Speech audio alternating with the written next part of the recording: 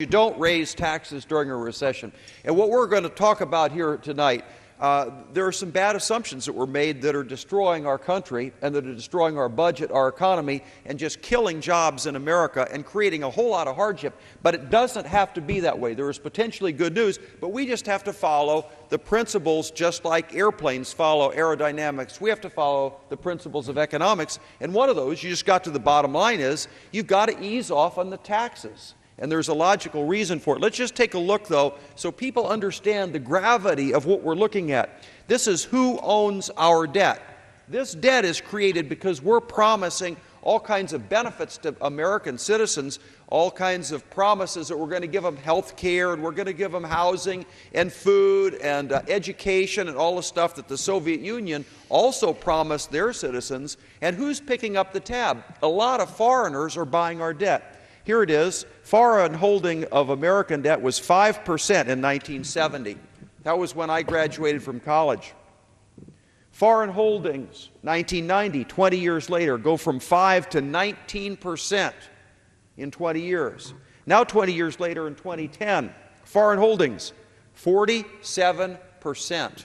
Is that healthy? How much longer are the Chinese and the other foreign countries going to continue to pay us money that we don't have to pay off American voters just to keep them happy?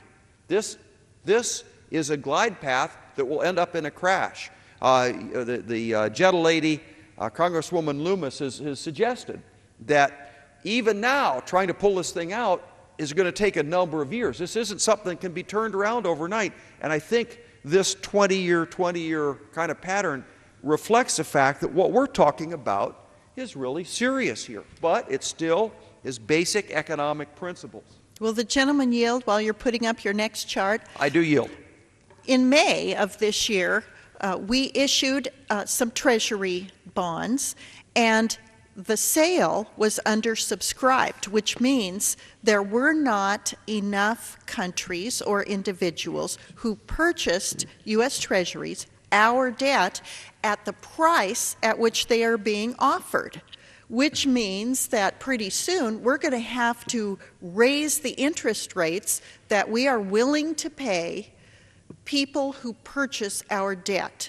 When we have to raise our interest rates, that means that we are paying more in interest on the debt every year.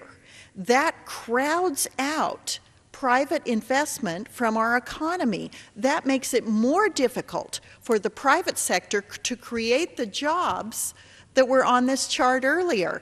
That is part of the death spiral that we have been talking about, and I yield back.